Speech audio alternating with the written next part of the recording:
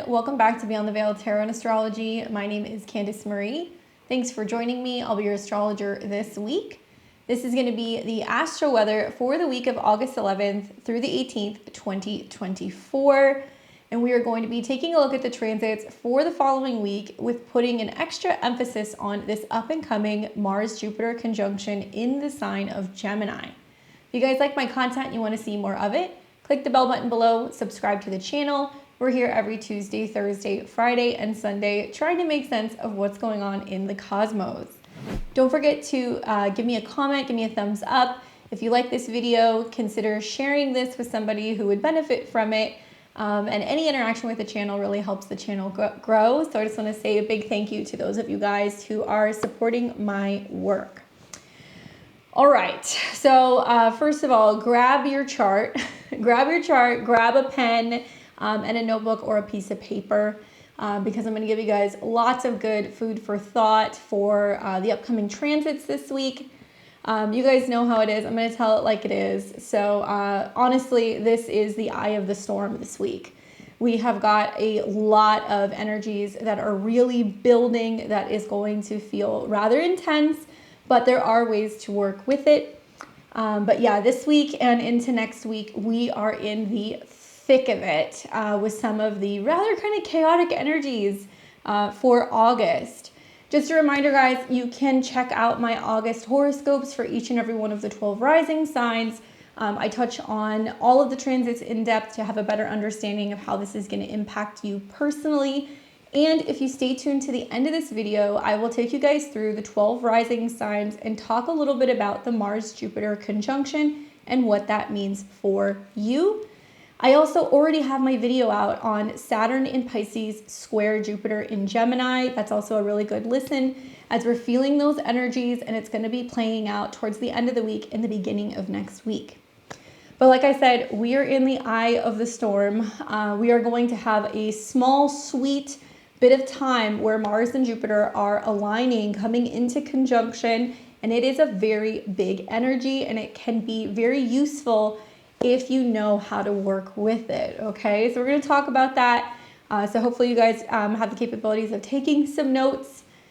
I was thinking about this video this week, and it's so funny because like all week I get up in the morning early and I go to work out, and I swear to God, it is like a weird cosmic joke, but the song that keeps playing on the radio is I Get Knocked Down by Chumbawamba. I know many of you guys know that song, but some of you guys are younger, so if you haven't, add that to your playlist because that's definitely something you're going to want to listen to this week. It's just so bizarre how this keeps coming on the radio. It's been probably 5 or 6 times in the last week that this song has come on. I am like at the point of wanting to take my radio out of my car and chuck it out the window. So I kind of promised that I would talk about that because I think that that's kind of the feeling of what we're going to be dealing with this week. For those of you guys who are interested, you know, this kind of song coming on repeat for me kind of inspired me to put together a Mars-Jupiter conjunction playlist, especially with the aspects to Saturn that we're feeling. I'll put it in the comment section below if you guys need nearly an hour of like the most eclectic / psychotic music to blast this and next week when you guys are feeling like screaming into the void. So my gift to you, let me know if you guys like it. This week gets tough, and like I said, next week can be as well, but we've got to kind of move with the change. These are going to be mutable squares that we're going to be experiencing. So yes, you'll feel the pressure, but I think a little bit of percussion and some solid beats may help. So let me know if that's helpful. I encourage you to make conscious, active decision this week, to make a conscious action decision this week to resist war, conflict, and hate. That is going to be the lesson. You know, the more that I think about this, I think that this week is about kind of choosing new armor, right? Choosing new armor and arming yourself with hopeful and inspiring words. Protect yourself with courage, motivation, and most importantly, knowledge. Now, fun little fact, in the last year for like recreation, I've kind of partook in either axe throwing or going to the gun range, right? It's been super helpful for me. I currently have, you know, Pluto squaring my natal Mars in Scorpio. So I feel like it's been like a good outlet, as has other things. So I don't have rage And I've learned that when I'm not focused, when I'm not like breathing or being calm, my aim absolutely sucks. Like it's so bad, right? So if you guys haven't seen like axe throwing, like I live in Texas, so there's a few places here where you can actually go. There's like a room where you can kind of throw into your own little stall, and you're throwing it at like a wooden board, and there's like a bullseye. You can go and get a drink and like hang out and do that. So it's something that I've kind of gotten into since we've been here. Yeah, I've just learned that like when I'm anxious or I'm panicked or I'm feeling under pressure, my grip becomes too tight or too loose, and my hand has like a knee-jerk reaction, and I end up hopelessly and gloriously missing the target. And that's both at the shooting range as well as kind of using the axes. But what I've learned, and I think a lot of this is Saturn in this last year for me, I've learned that with some practice and kind of learning to have a better grip on things, and to also take a step back and breathe until I feel confident, until I feel ready, that I have a pretty good aim, actually. A damn good aim. It's better the more that I practice.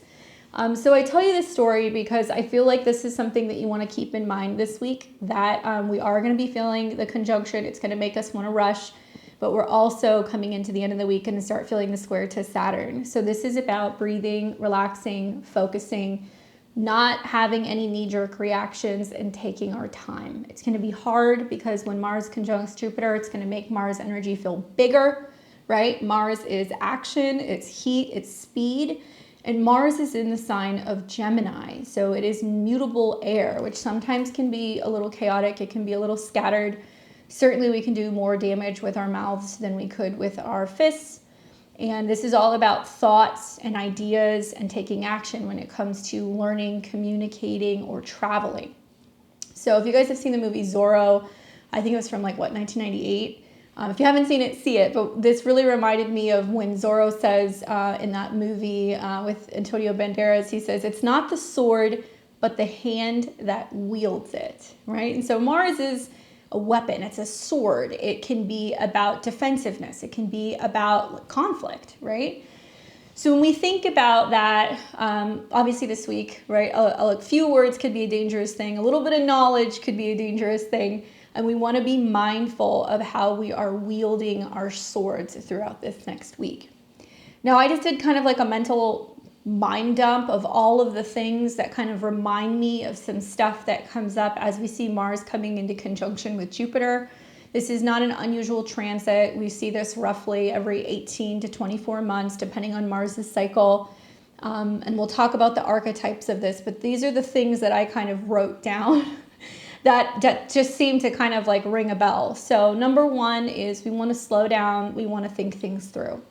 We have a tendency when Mars is conjunct Jupiter in this mercurial sign to put our foot in our mouth, speak too soon, leap into situations and have those knee-jerk reactions. Do not rush. Be mindful of overlooking details or timelines, okay? We can be juggling too much, putting too much on our plate.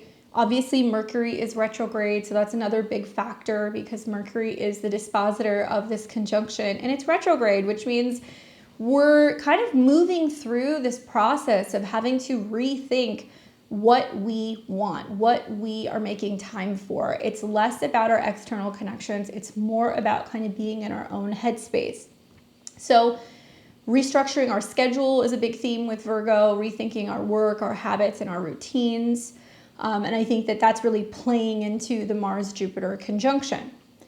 We're going to feel stress in a sense of tug of war between the Gemini area of our chart and the Pisces area of our chart, because the conjunction will be taking place and then it will be following up with squares to Saturn. So we're going to talk about that more next week. I want to focus more on, like I said, this little slice of opportunity when these two planets align, because I think if you use it appropriately, it can actually be pretty fortuitous. Now, the conjunction, I think, is also about patience being a virtue. I think about Jupiter representing our beliefs, and it can be about what we pray for. It can be about what we are learning about. It can be our philosophy, our morals. So something to really think about is like practicing patience, and that, it's important to learn how to get started, But we don't necessarily have to have the ending kind of figured out yet. We just have to take that first step, or we have to take that initial risk, and be more focused on, getting started and what we're learning in the process. Not being afraid of falling down or being delayed, not getting discouraged and kind of giving up. That's what you guys want to think about. Now, watch for angry mobs. I don't like saying this, but, Mars conjunct Jupiter can definitely bring that.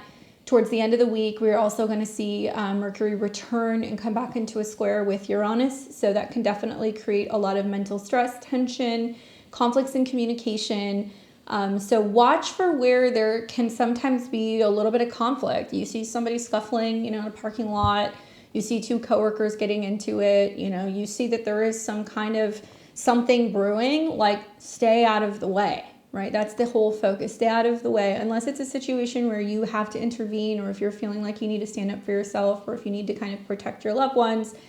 There is something to be said about picking your battles this week. And a lot of it is going to be about taking a step back and really reevaluating whether or not you want to get involved in something. Combativeness will be high. That is the truth, because some of the lower octaves of Mars is about war and conflict and attacks. But it can also be about bravery. It can also be about motivation and action.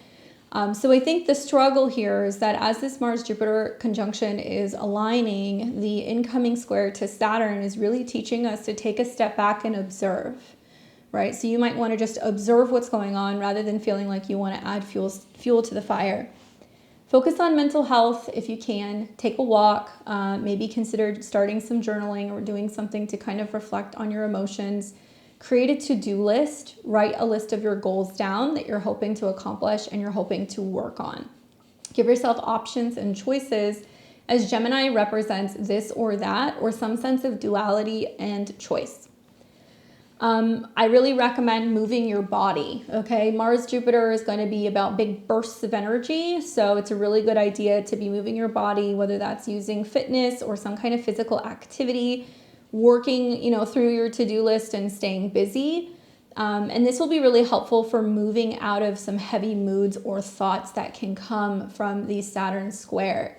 Remember, Saturn in Pisces is about emotions, and it can be about withdrawal. So this is the week that you're going to be asked if you're going to withdraw or if you're going to kind of take a step forward and take some kind of action and initiate something new. I recommend for some of you guys a punching bag, maybe drop into like a kickboxing class, especially if you have like a class pass, or maybe you've been wanting to take some kind of self-defense or martial arts class. It can be a wonderful time to incorporate working with a teacher and learning how to implement patience and also persistence and form when it comes to navigating learning how to do something. Watch for overdoing it though. It's pretty common when I see Mars conjunct Jupiter, people get very confident about being able to progress when it comes to their skills, but the squares to Saturn can sometimes lead to accidents, mistakes, and broken bones. Pay special attention to injuries with the hands, fingers, arms, and shoulders. I recommend listening to something motivational when you're driving, okay? Don't be texting and driving, but pick a good audiobook, maybe a podcast or a YouTube channel or a speaker that motivates you. If you have to run around and run errands, or maybe you have to go for a walk, or maybe you are commuting back and forth from somewhere, this is a really good time to kind of have your headphones with you, so that way you're able to listen to something that's going to kind of keep you going and make you feel motivated. Hypnosis, meditation, sleep, and sobriety are really helpful this week. These are all things that are representative of Saturn in Pisces. If you're able to kind of take a mental health day, get some extra sleep, do some stretching, maybe some yoga, or drop into a day spa, it can be really helpful in navigating some of this intensity with the Mars-Jupiter conjunction. I probably you guys too, but I expect travel and weather delays. It is possible we'll see that this week, not just because of the Mercury retrograde, but when we see some of these mutable squares, sometimes we do see some kind of issues revolving around travel or transport. Specifically, Gemini does rule public transit, buses, Ubers, cars, anything to do with like coming and going. So we can definitely see some issues with that this week. Pay extra close attention, because I do foresee problems with water this and next week. Be very cautious if you're driving near water or over bridges, especially if there is heavy rains or if you're in an area that's prone to flooding or mudslides or anything like that. You want to pay extra close attention. If you are a swimmer, take caution when swimming, whether you are in the ocean, you're in a lake, you're in a pond, if you're in your pool. Be mindful that there can be issues and actual accidents and casualties from, jumping before you know if it's too deep, or, trying to push yourself too far in water, or potentially being in situations where there can be hazards in the water or issues with the health or the quality of the water itself. I've been saying this for a long time. I've been saying this before Saturn went into Pisces, but now is a really good time to be aware of your water quality, what you're consuming, where it comes from. If you are testing your water, if you are filtering your water, I really recommend testing your water. It's coming out in the news now on X. Several counties are actually announcing that they're changing their chlorine levels in some states. And it kind of makes me wonder what's going on there. And I'm anticipating with some oppositions to Neptune that'll be coming over the next month with the Pisces eclipse that there can be some issues with drinking water. So I recommend making sure that you have high quality water. Read up on any medication or health recommendations. Do your research before you decide that you're going to make a change. Obviously, you don't need the planets to tell you that, but it can be a little bit more important now. Make sure that you're thoroughly aware of the medications that are being recommended, their interactions, anything that could potentially be, impacting you mentally or your ability to sleep. It could be a good idea to get a second recommendation or to be looking deeper into some of the root issues of some of the medical issues you may be dealing with. Use critical thinking skills. This is a big one with Gemini. With Mars and Jupiter, everybody's going to have their own opinion, but it's also important to keep an open mind and hear what other people have to say.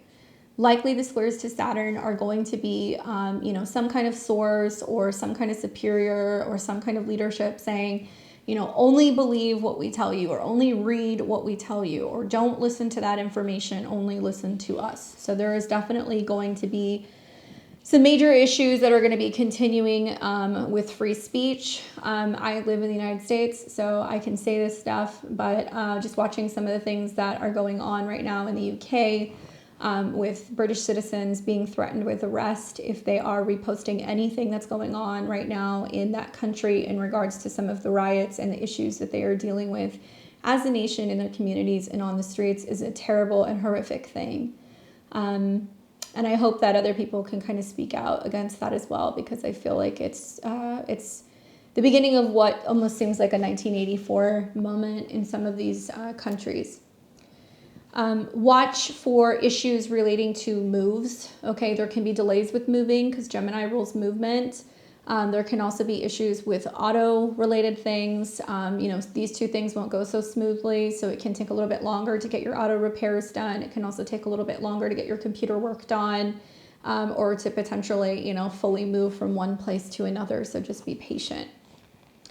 I do foresee potential issues surrounding documents, passports, IDs, and further issues revolving around immigration and borders. Conflicts within neighborhoods, siblings and extended family members like aunts, uncles, cousins. This is all, Gemini's territory. So as we see Mars and Jupiter come into conjunction, there can definitely be some interesting philosophical debates or religious conflicts or issues revolving around beliefs with some of these people. So be mindful of that. I do anticipate we are going to see in some parts of the world communities gathering together to patrol and protect their neighborhood. Local patrols are likely to be made to keep communities safe and to also defend their friends, families, and loved ones. Take caution with speed, sharp objects, and anything that can be sharp or hot. Remember that harmful words and threats are likely to come to mind, but they can be met with very big consequences, right? So that's my speech. Let's get into talking a little bit about Mars conjunct Jupiter in the sign of Gemini. So this conjunction is going to be playing out. You guys are already feeling it as of this morning. It's within already a 2-degree orb, and we're going to see the conjunction take place pretty much all week long. Mars conjunct Jupiter in Gemini definitely leads to a period of increased energy, enthusiasm, drive, especially in areas relating to communication, learning, and social interactions, because Gemini is an air sign. So this conjunction is likely to amplify your desire to explore new ideas, connect with others, and express yourself creatively. It can also increase your confidence and optimism, making you much more likely to take risks and pursue your goals with determination. Now, on a collective level, this conjunction can bring a surge of intellectual curiosity and a desire for new experiences. It also encourages people to engage in lively discussions, debates, brainstorming sessions, leading to innovative solutions and breakthroughs. Because the North Node is currently in Aries, it's ruled by Mars, and the North Node represents the direction in which we should all be heading in order to grow and evolve. With the North Node in Aries, we're encouraged to develop our sense of independence, self-confidence, and assertiveness. We're also encouraged to take action, to be proactive, and to pursue our passions with enthusiasm. So to best work with this energy, it's important to embrace your individuality and assert your needs and your desires. Be courageous and take initiative to pursue your goals. However, be mindful of the potential for overconfidence and recklessness. It's also important to maintain a balance between your own needs and the needs of others. Some things to watch for, obviously, number one is overconfidence. I think of Mars being connected to Aries. I think of, Jupiter being connected to Sag. This is a very fiery, feisty, cocky energy as it moves through Gemini. So it can make you almost feel like invincible and leading to a sense of overconfidence and a tendency sometimes to be a little bit more risk-taking than you should be. Now, I feel like the conjunction really, in general terms, it's pretty positive. It's about being optimistic and it's like a can-do attitude. But like I said, there is going to be this check that's going to be coming at the end of the week, going into Monday of next week with Saturn. So don't count your chickens before they hatch, right? Don't assume that everything's going to go the way that you think it's going to go, especially with Mercury still retrograde. We have another, 2 curveballs that we're going to experience with Mercury coming into a square with Uranus. One of them is going to be taking place later this week. So a lot of these Mercury-related things aren't going to be totally settled or handled until closer to the beginning of September. Now, anytime you put a planet in conjunction with Jupiter, it magnifies it. It makes it bigger. It makes it expansive. And obviously, Mars is known for being a little impulsive. So I anticipate some of us may be experiencing some impulsiveness this week. Likely you'll feel a very strong urge to act on your impulses without considering the consequences. Now, for some of you guys, if you're taking a slow and steady approach, you're willing to learn and kind of grow and, kind of wing it. I think it can be okay, but we need to keep in the back of our minds that Saturn is reminding us that we need to have a sense of belief, confidence, structure, and patience. Now, it is possible with Mars conjunct Jupiter, we can feel a little disorganized in the sign of Gemini. It's important that you realize that there's so much energy and enthusiasm that we can very easily become scattered and kind of overwhelmed. So one step at a time, don't juggle too much. Be mindful that multitasking sometimes isn't the best way to get things done. And communication is really necessary and a positive mindset. That's why I told you guys to listen to something motivational. Jupiter can be seen as the mentor, the guru, the teacher, the preacher, and Mars can be the motivator. So you guys got to pop on some Tony Robbins, or maybe you got to listen to this video a couple times, or whoever else you like to listen to. That's going to really kind of motivate you to kind of get the show on the road and to have some kind of process, some kind of system. Such a great time with Mercury retrograde right now to be getting organized so that way we can actually be more efficient, think more clearly, and get things done. Once again, watch for conflict. It's pretty much expected this week. The assertive and competitive energy of Mars does lead to conflicts, especially if you're not mindful of how your actions can affect other people. Likely, we're going to be offending people with words. Jupiter can be comedians. It can be people who are funny or joking. It can also be people who are kind of religious in nature. It's important to keep our humor about ourselves this week, but be mindful that people can take offense to some of the jokes that we're making. People are likely going to be misconstruing things, or they're going to be feeling like, things are being taken out of context. It's also very possible that, we could see that there is some significant kind of like something that happens on the internet where people are kind of commenting on something like a comedian has said, or people are condemning something a comedian or somebody funny has kind of said. It could be a reporter, it could be a newscaster as well. And what an amazing time to be involved in independent media. I think that the voices of the independent people are going to be so important with Mars conjunct Jupiter. They're going to be talking about laws. They're going to be talking about the right thing to do. They're going to be getting out there on the scene and trying to discuss and get other individuals and the collective involved in this awareness, and be discussing some of these issues revolving around rights and freedoms, or revolving around immigration, revolving around religious conflict. You're going to hear a lot of astrologers that are going to be talking about how this Mars-Jupiter conjunction is probably going to lead to some kind of war or an attack. This is very close to the United States natal placements in the 7th house. The natal, Uranus and the square to Saturn could definitely be kind of displaying that there is potentially some kind of conflict or hostility that we're dealing with, specifically on U.S. soil. So is it possible? Yeah, but I don't want to focus on that too much because this is a global energy, so really it could be anywhere. But I do think that we could see that there is possibility of escalation with certain tensions when it comes to some of our world relations. And with Saturn retrograde, I think the lack of patience or the lack of understanding or empathy can actually be what, kind of adds fuel to the fire. So that's why we want to really pay attention to where Saturn is in our chart, because a little bit of patience and I think sensitivity can allow us to look at the conflict in the world, or look at the conflict we're having with people in our lives, and learn to be empathetic and not take things personally, and learn to take a step back and be like, wow, what is it like to be that angry, or like, who hurt you, And that's really where you're going to see some of the most growth, is when you're learning not to hurt somebody else back. I think that's going to be the lesson, throughout this next week or two.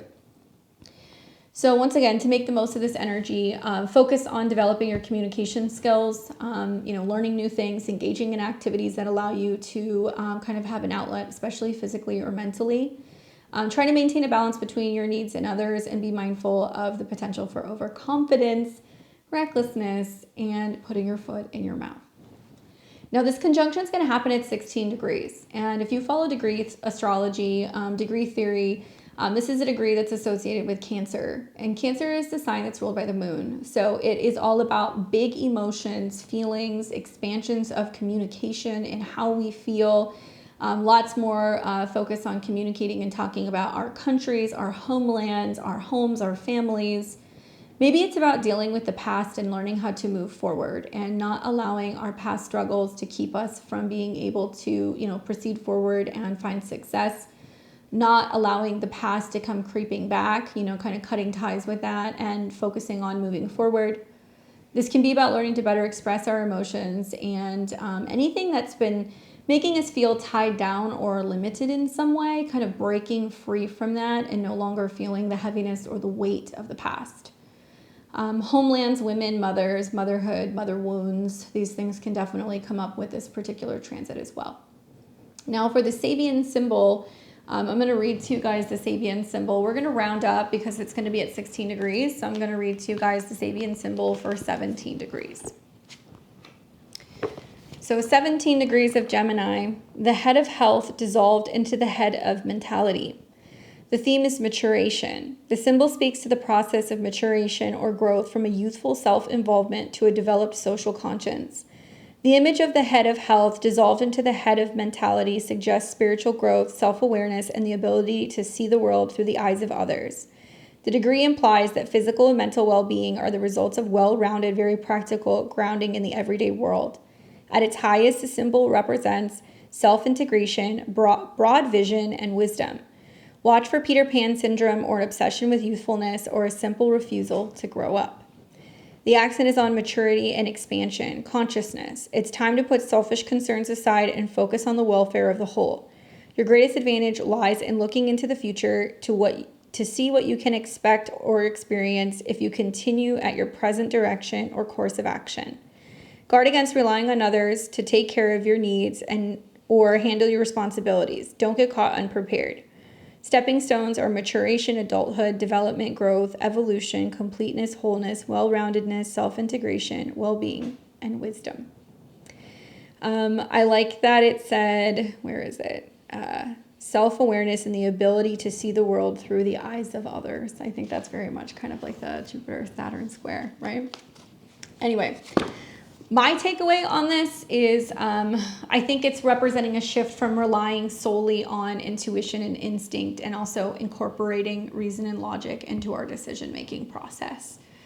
Intuition, Pisces, you know, kind of Gemini is going to be more logical. It's going to be more information-based, more factual.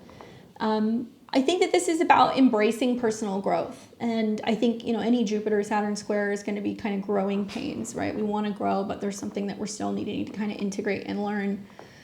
Just as the robust, you know, like youth or immature person in the situation grows into a mature thinker, you know, you can embrace personal growth and development. So by being open to new ideas and perspectives, you shouldn't be afraid to change your existing beliefs. Mutable signs are about change. Maybe we're realizing that we thought we knew something and it turned out to be incorrect, or we thought we believed in something and it turns out we don't believe in it anymore. I think this is also going to be about balancing intuition and reason. So, you know, while intuition and instinct are valuable tools, it's essential to balance them with reason and logic. When making important decisions this week, take time to analyze the situation from all angles and consider potential consequences of your actions. Develop critical thinking skills. I cannot say that enough. I want to get a t-shirt that's screened on there. Because the transition from being somebody who's youthful to being mature, you know, it's crucial to develop critical thinking skills, learning to think for ourselves, asking questions, not being afraid of ask questions, not being told that we shouldn't be asking questions, right? And when you're seeing that, that should make you ask more questions. So practice questioning assumptions, you know, evaluating evidence, considering multiple perspectives before just forming an opinion, right? Critical thinkers are necessary for this time. And if you're starting to say, like, this isn't adding up and that doesn't make sense and like this, something's off here, good job, high five. Seek wisdom from mentors, you know, just as like a youthful person turns into a mature thinker, you know, the guidance that comes generally will come from somebody who's wiser and more experienced. So I would advise you this week, do not hesitate to seek, you know, wisdom from mentors or role models who have more life experience and knowledge than you do. They can provide very valuable insights to help you navigate life's challenges. I kind of see like the Mars Jupiter is kind of like, let me do it by myself. I can do it. Stop telling me what to do. You know, like a little kid on a bike that's like never been on a bike without training wheels. And like, you know, Saturn is like the parent that's going to step back and be like, all right, let's go ahead. If you know how to do it, show me. And you're going to see the reckless kind of nature that can kind of come from the Mars Jupiter conjunction. That's very confident and like very sure. And obviously, you know, you guys know why I was referring to the Chumbawamba song. Like, you guys get knocked down, you're going to have to get up again. and literally, it could not be more literal, I think, in this particular square. So we're going to kind of maybe get knocked down a couple times this week. Reflect on your life journey. Take time to reflect on where you've been, the lessons you've learned along the way. Consider how your experiences have shaped your beliefs, values, and decision-making processes. Use these insights to continue growing and evolving as a person. So this week, embrace being assertive and direct, but be mindful that there can be consequences. Be open-minded and curious about new ideas and opportunities. Be mindful of a tendency to become a little scattered or overwhelmed. Use the North Node as your kind of North Star to help assert yourself and take action towards your goals. And seek balance and grounding to avoid becoming too impulsive or reckless. All right, so that's my advice. We'll go ahead and get on to the week ahead, and we'll take a look at what is coming. So if you guys are watching on Sunday the 11th, happy Sunday. How's that Scorpio moon treating you? Do you guys wake up in a bit of a mood? Hopefully you guys are doing well. And those of you guys who are my Sunday crew, thank you guys. I appreciate your support. I hope you guys are enjoying your Sunday, having fun, not feeling too much in your feelings. Obviously, when the moon's in Scorpio, it's debilitated. It's moving through a sign that's ruled by Pluto and Mars, so we can kind of get in our feels. There can be a little bit more intensity in the air. If you're up early, you know, you are just coming out of the square to Pluto, so thankfully that's kind of clearing out. Something you are going to be feeling, though, because Mars is the ruler of Scorpio, we're definitely feeling the Mars-Jupiter conjunction. So as you guys are watching this, you're already starting to kind of feel the sharpness in the air, or in how people kind of communicate. There can be a little bit of a bite to some stuff. So be mindful that that's there. The moon will be making a sextile to Mercury and Venus. So this is a great day for detoxing, clearing, health stuff, mental health stuff, purging, anything that you need to do that's kind of more along the lines of kind of getting something cleaned up or kind of getting everything out of your system. This is a good time to do it. We will see that the moon will eventually start to come into an in conjunct or a quincunx with Mars and Jupiter. So that's where we're going to feel probably a little bit of like kind of getting rubbed the wrong way later today. The way out of it is while it's making that aspect in the PM hours, it is also starting to come into a trine with Saturn. So by the time it's happening, most of us are going to be asleep. But the moon trine Saturn means rest, recuperation, reflection, and probably a little bit of downtime off of our phones, right, Gemini? Off of our kind of messages or emails or laptops, and giving ourselves time to kind of rest and unwind, okay? We are also going to see happening today, Venus will be in conjunct the North Node. So we're really kind of also feeling something a little disjointed here.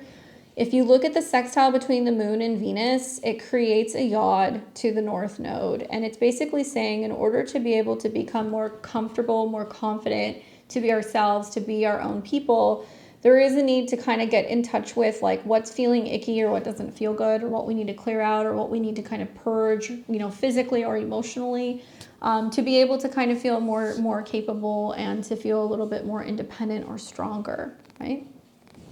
So the moon's going to trine Saturn right at the end of this evening. So hopefully you guys have a nice, cool, calm, and collected evening. And this is going to take us into the 12th, which will be Monday. Now, this is going to be the first quarter square since that beautiful new moon that we had in Leo. So this is the first square, which is kind of the crisis in action. We start to see where we're coming up against some of the challenges from that new moon. Obviously, moon in Scorpio right now is all about fear of transformation. It can be about healing. It could be about spiritual, psychological, sexual stuff that's coming up, joint resources, money stuff. And it can represent where we're having to kind of deal with the shadow before we start to really realize what it is we love or how we feel or what we're creating. Change is the name of the game when the moon is in Scorpio. And unfortunately, it doesn't have a lot of outs. First, it'll come into a square with the sun on Monday morning. So there can be a feeling of like your Monday morning feeling kind of disjointed. And then as we go through the day, it'll trine Saturn and then eventually come into an opposition with Uranus. So later in the day when the moon opposes Uranus, things suddenly change. People can be feeling a little edgy. People might be feeling like, there's changing circumstances and stuff that's kind of going on financially and also with our resources, and it can create some drama. So the way out of this is going to be just observing where Leo is in your chart. So the square will be in the early to late morning, depending on where you are. And that's going to be at 20 degrees. So it's going to make a square that's a Scorpio degree. So, change is in the air. Maybe fear, working through fear or old patterns or trauma that can be kind of coming up for us. And then we're going to see the moon start coming into an opposition with Uranus.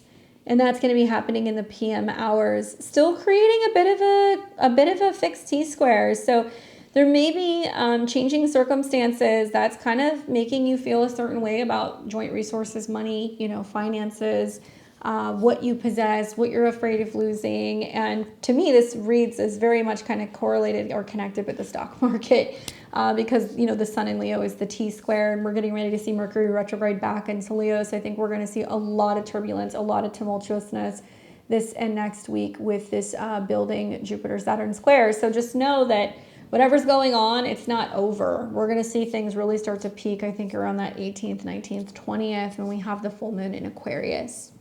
So Monday, aside from the moon, pretty quiet day, right? All right, so this is now going to take us into Tuesday, the 13th. And when we wake up in the morning, the moon is in Sagittarius, all right? So very different vibe. Sagittarius moon is about travel and education and optimism and growth and exploring and adventure.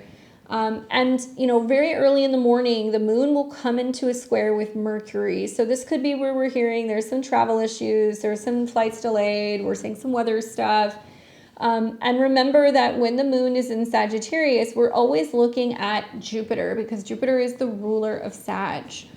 So Jupiter is in its fall, right? It's in an opposite sign and it's in Gemini. So it's saying that while the moon's going through Sag, the energy is going to be focused on optimism of the mind, of communication, of learning, of short distance trips, phone calls, meetings, and we may be feeling a little like rushed around because Mars is close by. So once again, from the Scorpio moon to the Sag moon, who's the star? Mars and Jupiter, because they're coming into conjunction. So, you know, maybe you're still sleeping when moon squares Mercury, all right? So that can, you know, kind of give us a little bit of a break, but that moon is going to continue to keep moving and things get rather complicated when we see the moon start coming into a square with Venus. That's going to be in the PM hours. Might be a little bit difficult emotionally relating. We might feel like there are some things changing with our relationships, with our schedule, with our health, and things of that nature. Let's see what else is happening on Tuesday. We're also going to see that the moon is going to trine the North Node. So there's something in alignment revolving around travel, faith, philosophy, beliefs, and our own independence, our own personal growth.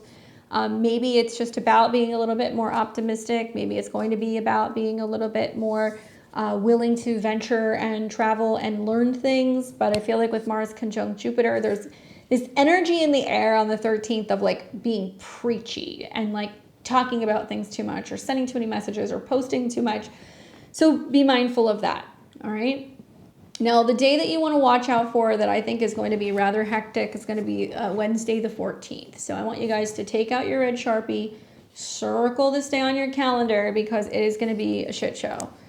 For a lot of reasons, but the main one for me is the triggers that are going on with the moon. So watch this. So we get into the 14th, first thing in the morning on August 14th, the moon starts coming into an opposition with Jupiter and Mars, which by the way are aligning. So the moment that Jupiter and Mars come into conjunction, the moon is opposing. So this is going to be like between like, let's say like 10 a.m. and like 1 p.m. I'm Central Time. So it's going to be kind of late morning into midday.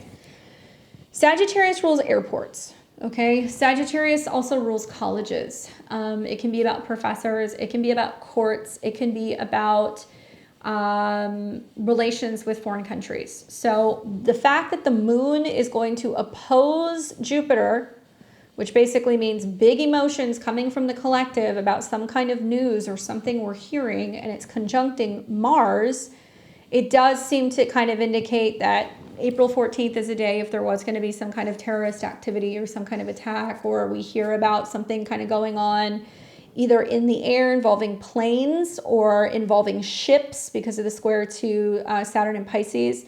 This is when this would go on. By the way, the moon is still also in a square to Venus. So if you want to get technical, this is a grand mutable cross. But just the accuracy of this happening at 16 degrees makes me feel like it is about some kind of news, about some kind of attack on the homeland. The ruler of the moon is Jupiter, right? The ruler of Jupiter and Mars is retrograde. Both of them are square Saturn, which means when shit's hitting the fan, everybody's going to be like, who's in charge? Why wasn't this watched? You know, who was supposed to be preventing this? Where was the adult in the room when this went down and when this happened? Even Jupiter is the dispositor of Saturn, right? So it's all kind of mirroring the same thing, that it's basically saying one of the biggest issues that we're going to see is going to be lack of security, lack of borders, lack of clarity, lack of support, lack of leadership. Obviously, we hope these things don't happen, but this would be the day.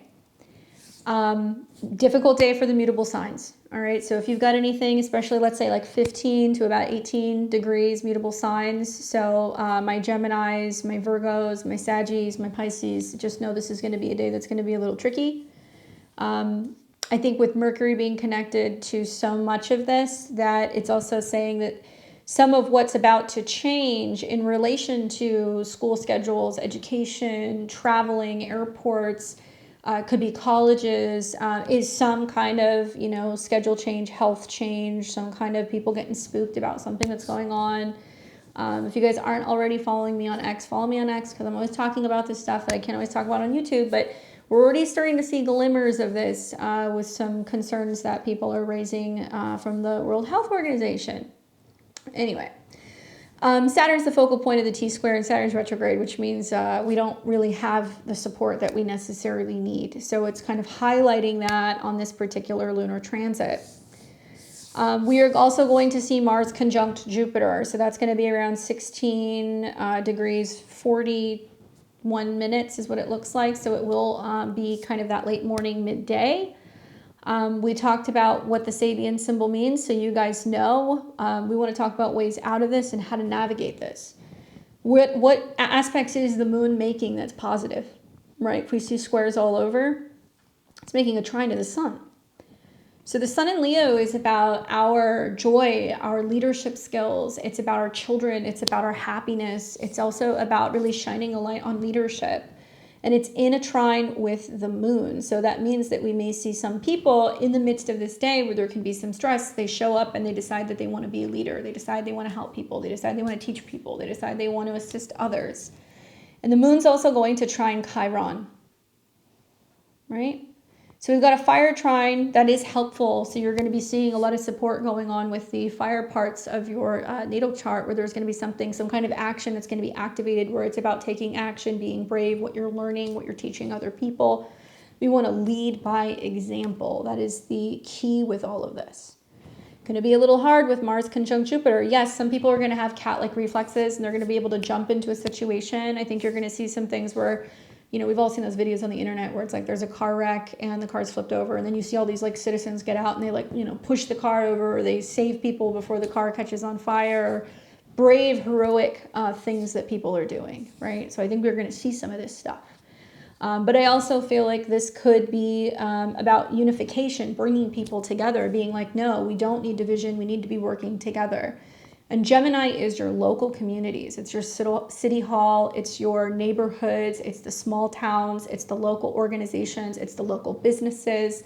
This is also going to be, like I said, about communities coming together and being like, we're going to start creating some kind of like, you know, neighborhood watch or patrol. I'm surprised I'm not seeing a lot of this yet. I think we're going to start seeing it, where people are going to be taking matters into their own hands, being like, we're not going to have any of this kind of riffraff going on in these parts, right? And those of you guys who already live in a small town, you're like, okay, well, let's try to see people start some stuff. But I think also, you know, Mars can be about, especially Mars and Gemini, can be about service members who are organizing. It can be about, you know, younger people coming together, protesting and organizing.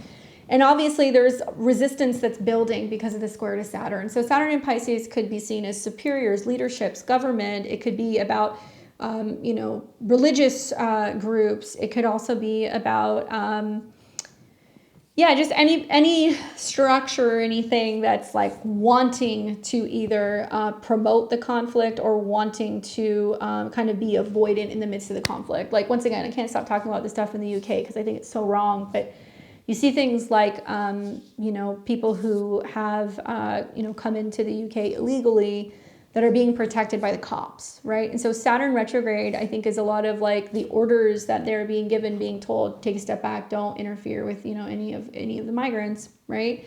And then you're seeing people who are literally getting attacked, and you're seeing them getting stabbed, and you're seeing, you know, all kinds of chaos that's happening there. A lot of that is this, I think, the Saturn retrograde. And so you're seeing a lot of people who are really angry and now being threatened to essentially be arrested. And they've come out and they've said that they assume, that they're just assuming that if you're arrested for these crimes that you will go to jail. So there is not this precedent of innocent until proven guilty. It's just, no, if you're doing this, this is what we're doing. Censoring, obviously, videos and things from being shared because that doesn't fit the narrative of what's kind of being put out there.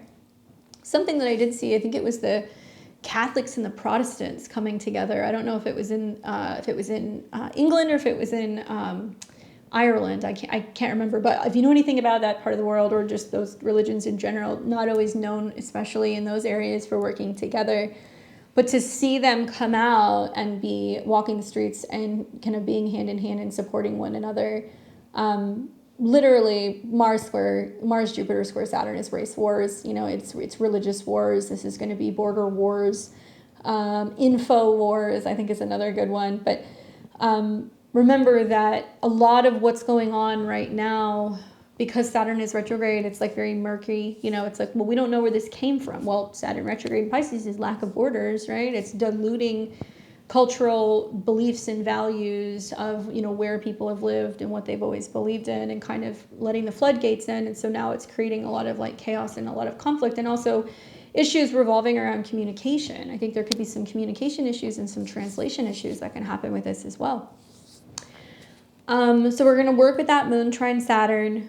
Know that later in the day, Mercury will retrograde back into Leo. So things get loud again, because we're going from Virgo, which is much more kind of mercurial and detail oriented, to then it's going to drop into Leo, which is a roar, and it's going to be conjunct Regulus. And so this is going to be about the mark of a king. This is about leadership, speaking up. I anticipate this could be a big day for ex-president, I guess, old President Trump. How do you say, our previous president? I don't know. Our previous President Trump, because it's right on his ascendant. And this retrograde Mercury is going to form a trine with the moon. So you're going to see a lot of like talk about unification and coming together and trying to kind of calm the flames, I think, just in general. And when Mercury comes to this degree, remember that it quincunxes Neptune, and it also quincunxes Pluto, and it creates a yod again. Something interesting I saw, which is terrible, but I saw it. I think it's been a year since the Maui fires. I saw in the news today that they're finding all kinds of like bombs, like all over parts of the area where they had the fires. And I think it's horrible, but also extremely interesting that this is happening while Mercury is retrograde. So it's going back and talking about or bringing some sense of awareness or communication. These are the same degrees which Venus retrograded through when we had the fires in Maui. And so with Mercury going retrograde, I wonder, is this going to bring that back into the news? Obviously, it's in a fire sign, and we know what happened. It was devastating. And I am still wondering why people aren't asking where those thousands of children went. And Mercury is going to come back into a square with Uranus again. So we're going to see another kind of curveball, shocking, surprising news. Uranus blows up, right? And Mars conjunct Jupiter also could be extreme heat, right? We can be hearing things about car bombs and stuff like that. Obviously, we hope not. But this Mercury at 29 quincunx Neptune and Pluto makes me feel like this is the day, the 14th, where it's like, you know, people might finally stand up and say enough is enough, or they speak out about something, or they're talking about something, and that can really kind of like make their mark, you know? All right, so then we're going to get into the 15th. And many of you guys have asked me, like, is it normal to feel this early? Yes, you can be feeling a lot of what I'm telling you right now. I just look at the transits day by day with the moon to see what's getting triggered, but you're already feeling the Mars-Jupiter conjunction. So by the 15th, Mars is separating, right? So now it's moving away from this conjunction to Jupiter, but it's starting to come into the square with Saturn, which we're going to deal with that more next week. I don't want to focus on that yet. But in the morning, the moon is still in Sagittarius. The last real aspect she's going to make is a square to Neptune, which makes us a little emotionally unsure. We're kind of confused. Things can feel kind of changing, and we can be more sensitive and kind of more willing to retreat. And we're also going to see the moon come into a trine with Mercury. So there's an opportunity here to really kind of communicate and share, right? At least Mars and Jupiter are separating, and, you know, Mercury is getting closer and closer to the sun. So there is an opportunity to kind of communicate and express on August 15th in the morning. Later in the midday hours, we'll see a moon ingress into Capricorn, so the mood shifts. We're no longer focusing on that Jupiter-Mars kind of heightened information, travel kind of stuff. Now we're going to be focusing a little bit more on Saturn, which is obviously still retrograde in the sign of Pisces. One of the things that you're going to see is the, let's see, what else are we going to see? Okay, so one of the things that you're going to see is there is going to still be a trine to Mercury that's kind of fading, but the moon is going to make a square to the north and south node. And so when that happens, which is going to be overnight, there's kind of fateful things that are in the air. You know, moon in Capricorn is more focused on career, work, structure, timing, you know, our goals. It's not really resonating so much with all this Leo, which is more about creativity and playtime and having fun. So there's something already kind of just funky between the moon in an earth sign and the sun in a fixed fire sign. Once again, we will see another yod between this stuff here. It's going to be kind of coming in closer to the 16th. But overnight, yeah, there's definitely like a square that's happening. And the Mars square Saturn is brewing. So just having the moon in Capricorn is going to make us more acutely aware of the fact that, you know, by degree, 17 degrees to 17 degrees, it's already squaring. But it's going to be happening overnight. And so that can also represent that feeling of being stunted, right? Being limited, wanting to travel and being told, no, there's a delay with your plane, wanting to, you know, go on a trip and you're like, man, I got to reschedule, or there's something wrong with my car. Something like that. And with Saturn square in Pisces, it's something that we don't see coming. Like, I feel like some people, because they're wanting to share information, or because they're wanting to repost things, or they're wanting to talk about stuff on certain social media networks, I think we're going to see the networks maybe getting choked. I think we're going to see more people realizing that they're losing access. They're getting shadow banned, they're getting blocked, they're getting dropped. Like, it's going to be really hard to share information. And I think a lot of it's coming off of whatever was kind of happening, like, you know, the 14th going into the 15th. A lot of people are going to have opinions, and Saturn does not want those opinions being shared or being seen. And remember that, you know, Gemini is going to be about radio. It's going to be about local news stations. There's going to be some people that are either on the ground or people who have a secondary option for social media. So if you're always used to, you know, maybe using one social media app, you're going to have to, or want to have a backup. Or if you're used to having one news source, you're going to want to have a backup. I thought for a long time that, you know, Jupiter and Mars going through Gemini might bring a real emphasis back to, oh, well, if social media goes down, how do we get news? You know, like, do you guys have a radio at your house? Like that. I mean, it might be something to kind of think about.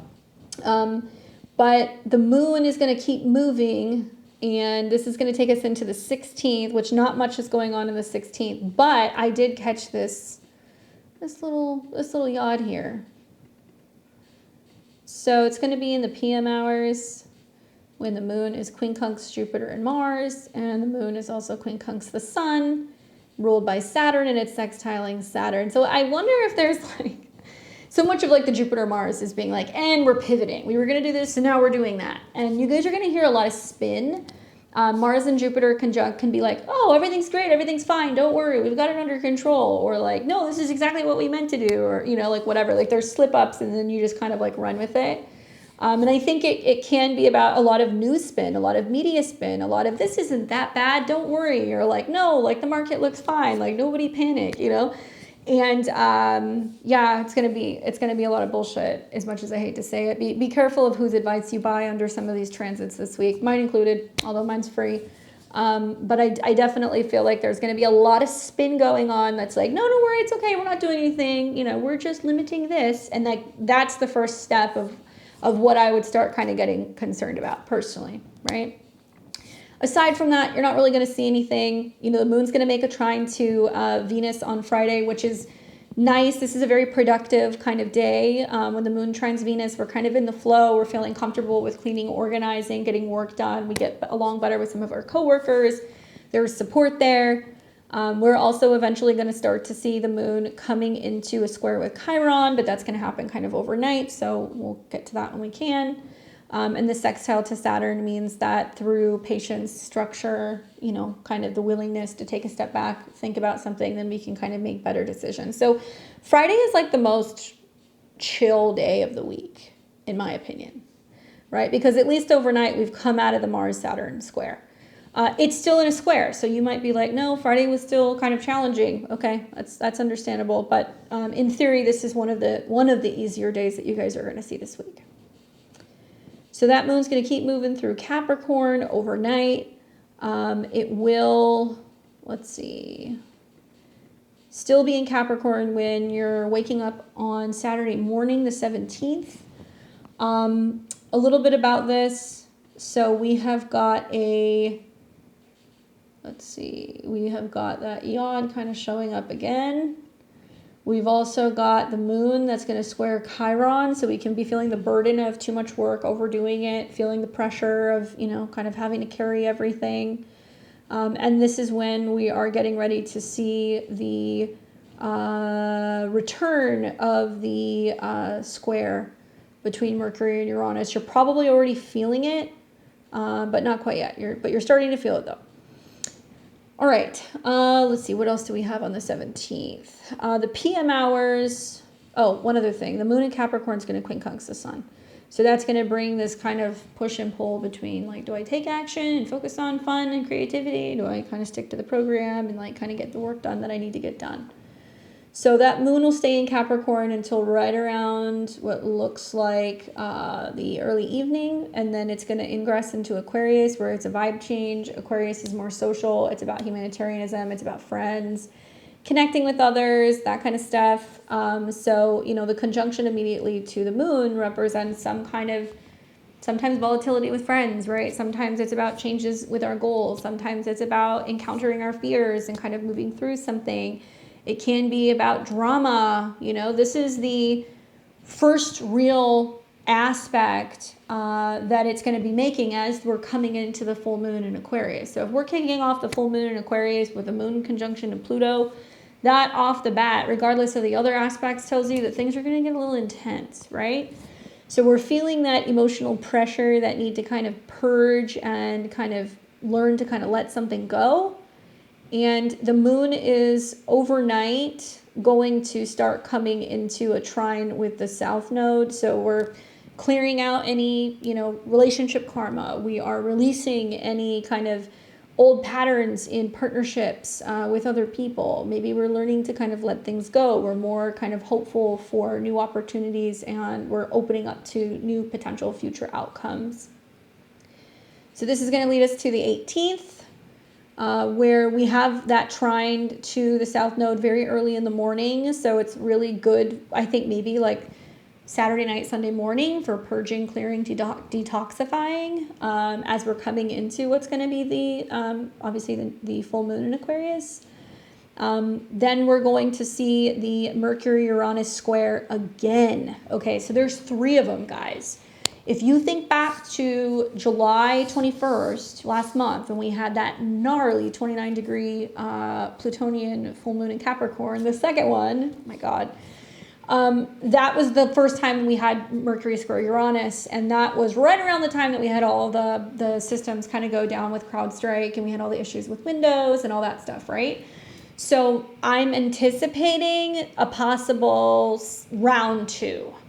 Because Mercury is squaring Uranus again. Now, it may be nothing, but I think it's definitely going to be something, because it's going to happen with the, with the full moon that's going to square Uranus. So we're going to see electrical issues. We're probably going to see more earthquakes. We're probably going to be seeing, more volatility in the stock market. We're probably going to be seeing more issues with trading. I remember saying this a month ago, telling people, being like, get all of your stuff in order.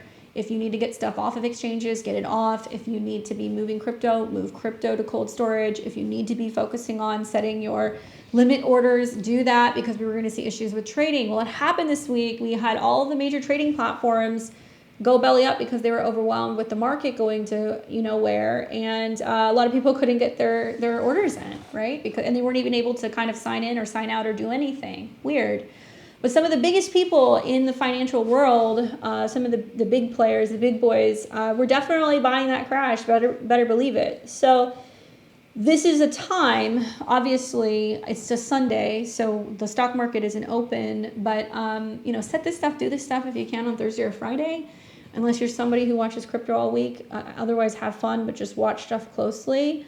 And it may be that there are events that are taking place on, let's say, Sunday that impacts the market on Monday. So who knows? Because the actual, the Jupiter-Saturn square is actually going to be on Monday the 19th.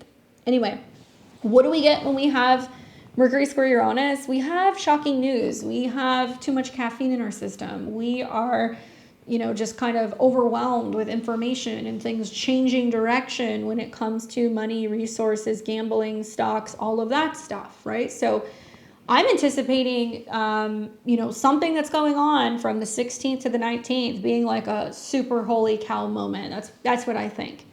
Mercury is going to cazimi. We're going to see that as well.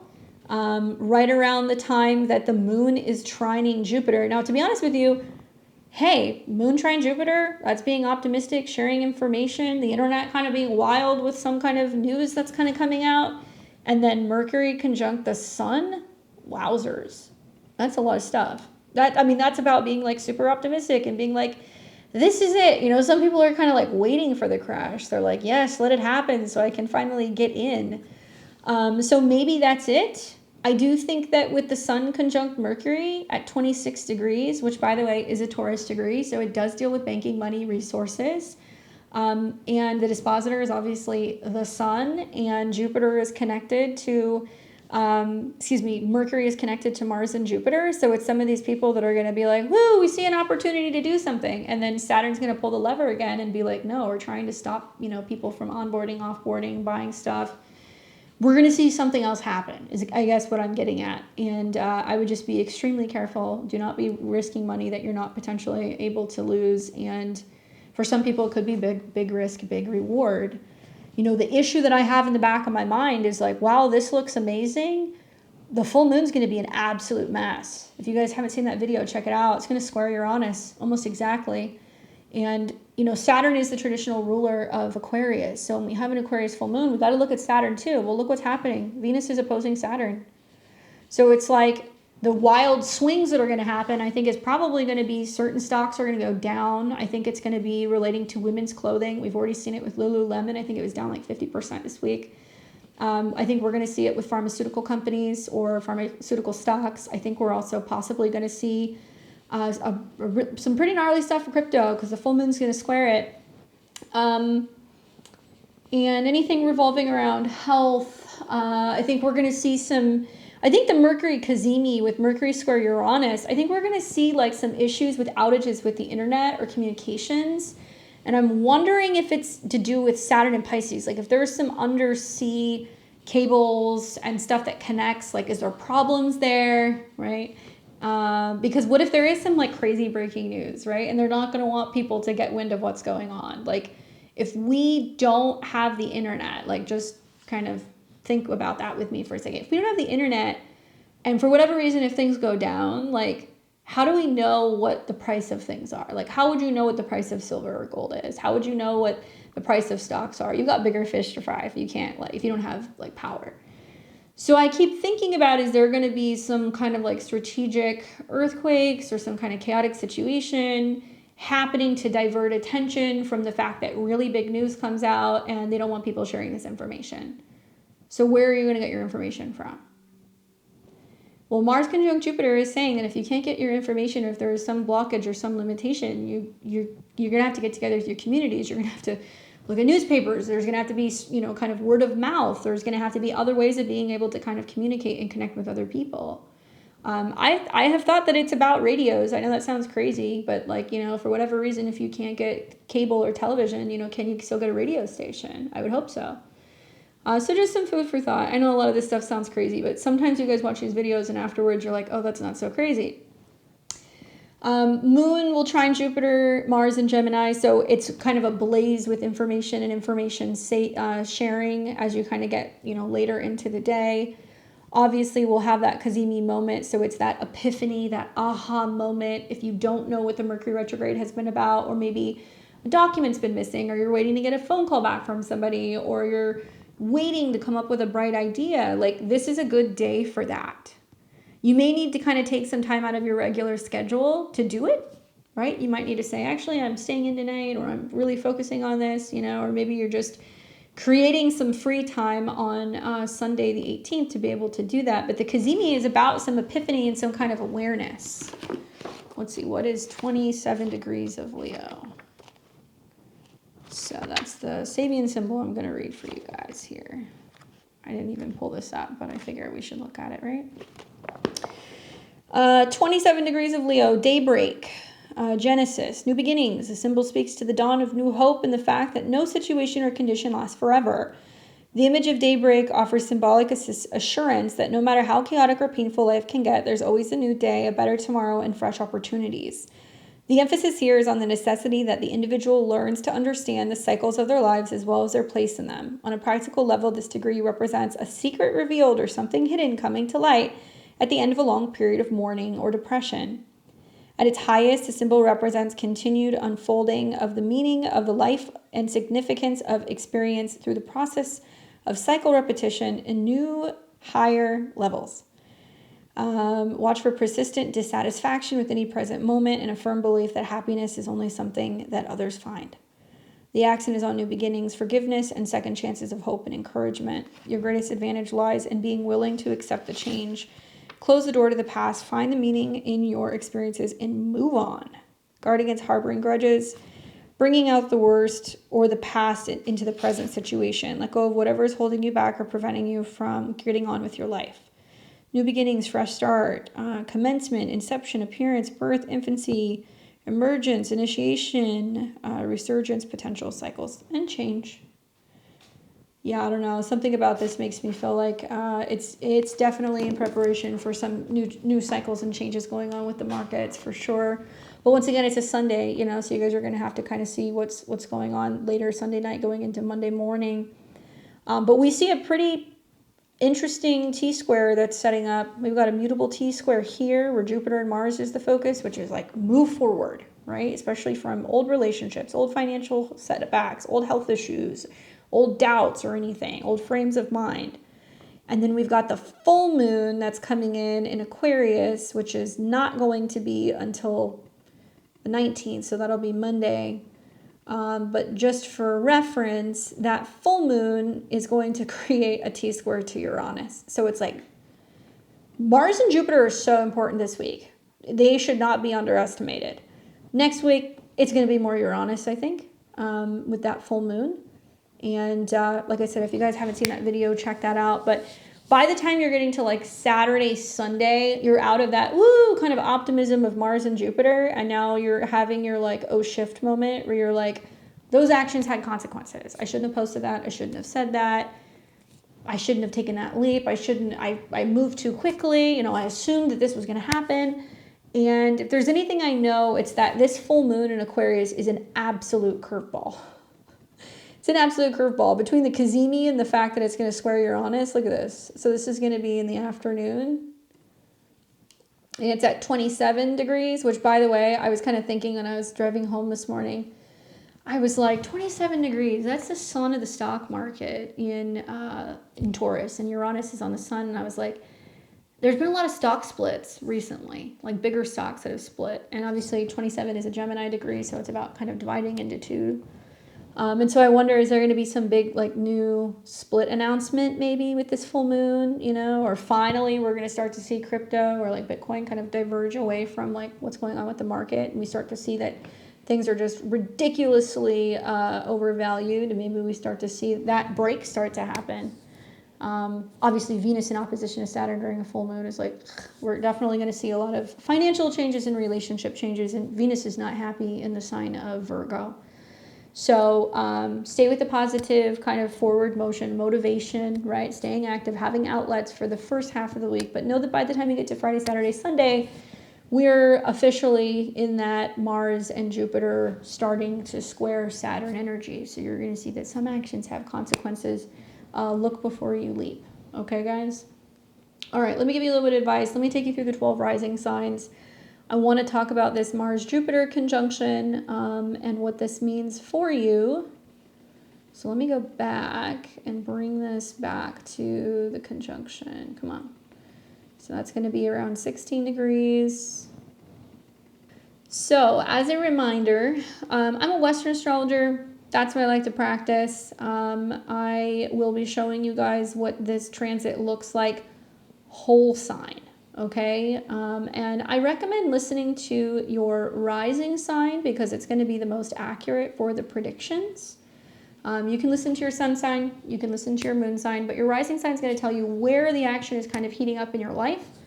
I want to remind you guys that we also want to be paying attention to a couple other spots in the chart. Okay, so we want to be paying attention to where Aries is in your chart because it's connected to that North Node transit. We also want to be paying attention to where Saturn is in the chart, because that's where there is going to be some oversight, some restrictions, some limits of some kind. As a reminder, if you have any personal planets from about 15 to 17 degrees of Gemini, sun, moon, rising, an angle, a personal planet, this is going to be more impactful for you. Truth be told, I think Aries and Scorpios are going to be most positively impacted by this, because your chart ruler, Mars, which moves faster than Jupiter, will be approaching Jupiter. So it can be giving you an opportunity. It can be giving you abundance, some kind of growth, new information, something positive for Aries and Scorpios. For my Sagittarius and my Pisces, because you guys are ruled by Jupiter, you're going to feel like you're being attacked. Okay. You're going to feel like you're getting it from all angles. So there can be this feeling of pressure and like what you're learning maybe about making changes and being flexible. Equally, my mutables from 15 to 17 degrees. So Gemini, Virgo, Sag, and Pisces, you guys are really feeling that squeeze. But the truth is, this really benefits everybody, because the North Node is about our personal growth. And when Mars makes an aspect, it impacts all of us collectively. So I'm going to talk about these things for each and every one of the 12 rising signs. You can also listen to your progressions as well if that suits you. And let's go ahead and dive into it. So we're going to start first with my Aries and Aries rising. So like I said, Aries, you are ruled by Mars. So Mars is approaching a conjunction with Jupiter. So this is actually considered positive for you. It will be making a sextile to your Aries placements. So that's nice. It plays friendly. Air and fire work well together. When you have this conjunction, Aries, in your third house, basically your communication style becomes more direct and more assertive, because the third house is how you communicate, how you learn, how you drive. Be mindful of speeding, right? Be mindful of speaking or leaping before you look. Be mindful that there can be some kind of meeting or kind of connection that you have with a Jupiterian type person. So it could be with a lawyer, it could be with a teacher or a guru, it could be with an extended family member. Something like that is kind of setting up. And obviously this can be about a conversation, a connection, a trip, something that really kind of makes you more optimistic about the future. The one thing that you want to watch for is that you're going to be experiencing some pressure from Saturn. And Saturn's in your 12th house, where he's like living rent-free in your mind, where there can be doubts, there can be sluggishness, there could be delays, there could be fear. There could be fear of change or ending things or making, some kind of completion. And it looks to me like this week you're just trying to wrap your head around like being brave and taking some kind of like steps forward, right? So good luck. Let me know how that goes for you, Aries.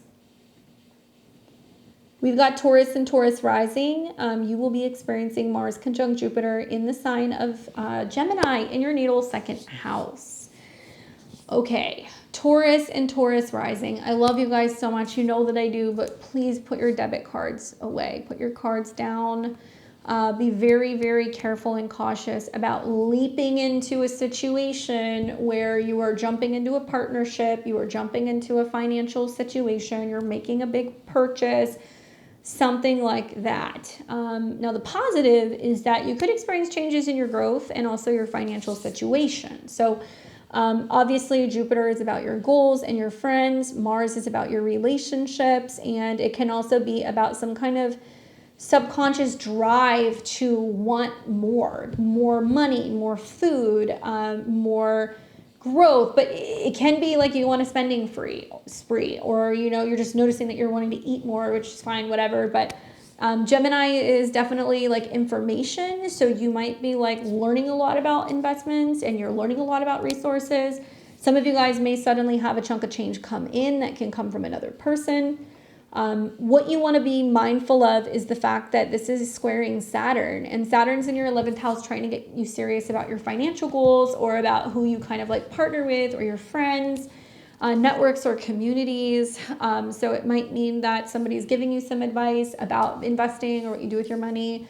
It might mean that you're finally going after some of your financial goals and you're like, I'm finally buying the thing that I always wanted, It does also mean that there is this sense of needing to really foster like really good self-esteem and confidence. Like that's really important. Even if you feel like you're not getting support from a group of people or from friends, like you're having to kind of give that to yourself. And you may find that, partnerships and romantic relationships can be a little bit more generous, or they can be a little bit more kind of like uplifting and giving you that boost that you need, right? Good luck, Taurus. We've got Geminis and Gemini risings. My God, to be a Gemini rising this month. So you guys have the Mars-Jupiter conjunction happening in your first house. Mars is strong here. It likes to get up and get to it. Jupiter is really expansive and kind of optimistic. This gives you this larger than life kind of like persona, more assertive, more confident in your identity, in your appearance. Obviously, you know, Jupiter is relationships. So there is a lot of focusing on growth within relationships or with clients or business partnerships. It can also be about, you know, getting a lot more recognition and attention when it comes to your career because Jupiter rules your 10th house. I really feel like this is about staying active and having an outlet because I feel like you're going to have a lot more energy than usual. And the one thing that you kind of want to watch for is the fact that there will be a square to Saturn, right? So Mars and Jupiter wants you to socialize, work with groups of people, you know, kind of be inspiring other people, guiding other people, working in partnerships. And you may feel like you're pushing for unity and you're trying to kind of rile up the masses in some way, and you're getting some resistance from a parent, somebody at work. You're being reprimanded by someone, you know. Persons of authority is Saturn in the 10th house, and it can be a time where you're a little rambunctious and, you know, maybe you're being told to kind of pipe down a little bit, or maybe you're feeling like, you know, you just want to hurry up and finally see progress with your career. What you want to lean into is the connection to your 11th house. And the more goal motivated you are, the better. But remember, like, patience this week. Patience is very important. There's a lot of changing parts in what's going on right now with some of the retrogrades in your 4th house. And it does look like changes with the family, changes with home, some kind of shift going on or movement. And you may get frustrated in the midst of some of that stuff, or you might feel like I just want it to happen sooner, right? Good luck, my Geminis. Let me know how it goes for you guys. I'm curious. All right, we've got Cancer and Cancer rising. You'll be experiencing the Mars-Jupiter conjunction in the sign of Gemini, and this will be taking place in your natal 12th house. For you, my Cancers, so basically the 12th house is a little behind the scenes. It's hidden. It's not as obvious or visible as some of the other signs. 12th house is spirituality and hidden matters. So you may experience changes in, you know, your growth in your spiritual or your subconscious life. Obviously, Mars rules your career, and it's also about creativity. So there can be a lot of like working on stuff behind the scenes, not being seen, but that doesn't mean that you're not being busy and getting stuff done. You've got the conjunction with Jupiter, which is activating your 9th house lord and also your 6th house lord. So it's a lot about your beliefs, about your habits and your daily routine. It's also possibly about exploring new belief systems, foreign lands, like learning new spiritual practices, doing some kind of like behind the scenes workshops or activities or like retreats of some kind. You want to keep in mind that this is going to come into a square with Saturn. And so Saturn in your 9th house is saying there needs to be a teacher or a mentor or a guru. There needs to be some kind of belief. There needs to be some faith aspect going on. You may be feeling like you're having a crisis of faith with some of these squares. And the truth is that this is really pushing you to kind of dive deep into your subconscious and be more focused on mind over matter and kind of getting your subconscious on board and having more time for like journaling, for meditating, for resting, and maybe even reading, so that way you can feel a little bit more optimistic about, you know, traveling or your belief system, or anything that is about your kind of spiritual abilities, right? So you might feel a little restless with this. You might find that it's harder to sleep. But I definitely feel like having a hobby or something creative that you can do behind the scenes can be really good. Consider taking like a private fitness class or something. I think that would be really good with this in the 12th house, and kind of meeting with a teacher or a therapist or an instructor or a guru to kind of help you through this time. Good luck, Cancer. We've got Leo and Leo rising. You'll be experiencing the Mars-Jupiter conjunction taking place in your natal 11th house. This is a fun place to have this conjunction, right? Jupiter likes being in this house too. So for me, I feel like this is about experiencing changes and growth in your social circles. Lots of parties, lots of gatherings, lots of seeing friends. It brings a lot of activity to this part of your chart. Now, Mars rules your 4th house of home and family and the past, as well as traveling and anything to do with education and kind of teaching or kind of, being in a foreign place.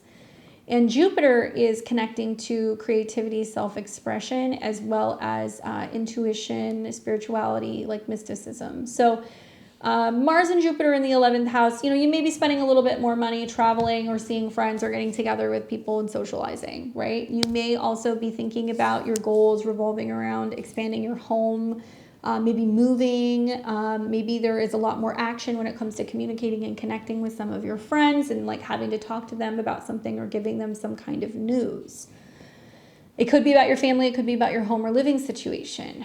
The challenge is that this is squaring Saturn in the 8th house of secrets, intimacy, stuff that is hidden, stuff that can be more sensitive. So it almost, to me, feels like you're revealing some information maybe to your friends or your communities or your networks that can be very personal to you, and it can make you feel very vulnerable, but it's supposed to be about having your friends kind of like champion around you and support whatever it is that's changing in your life and what you're going through, and seeing that like your tribe or your community really kind of step up to support you at your time of need, as long as you're willing to be vulnerable and kind of share some of this information with other people, right? All right, so good luck for you, my Leos.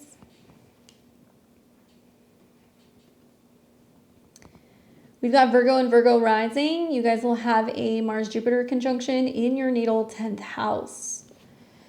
All right, this is a big energy for all of my mutable signs, but this can feel pretty big for Virgos and Sagittarius. So you've got this conjunction in your 10th house, which deals with your career and your public life. Okay, so when we think about the conjunction, it's taking Mars, your 8th house lord, which is about change, transformation, joint resources, money, and the 3rd house of communication, learning, and ideas, and it's matching up with your 4th house and your 7th house lord. A couple things can happen here. Definitely experiencing changes in regards to your career, your public image. Some kind of sudden rapid growth can happen. And it can mean that you suddenly go from being an employee to a CEO. You go from being unemployed to employed. You go from being single to being married, or from being single to being a parent. Something like that can happen. So there's some kind of growth and transformation of your status in the world. And it can also be about changes in relationships as well. You may be offered more than one job. You may be wearing more than one hat when it comes to your current position at work. Suddenly work and responsibility is speeding up very rapidly, right? I think that this can also be about just the need to kind of communicate well with other people under pressure when you're feeling like there are some things that are kind of like chaotic, or maybe something at work is very competitive. It's challenging your ability to get on well with other people because of the square to Saturn. And relationships with clients, coworkers, other people can be challenging. Saturn rules your 5th house of children, so it may be difficult to, like parent, or feel like you're, kind of, like reprimanding your kids in a way that isn't like too heavy, or maybe you're having some conflict with a relationship about what the future holds and where things are going, because Saturn is going to want commitment and dedication. So there's more responsibility in the relationship zone right now that is also kind of propelling some of this change in action that's going on in your 10th house of career, expanding your career and your status, but also Jupiter rules your home. So it can be like trying to kind of balance like home and family stuff with responsibility at work, and like that can bring some challenges up in relationships, right? So that's one way that I look at it.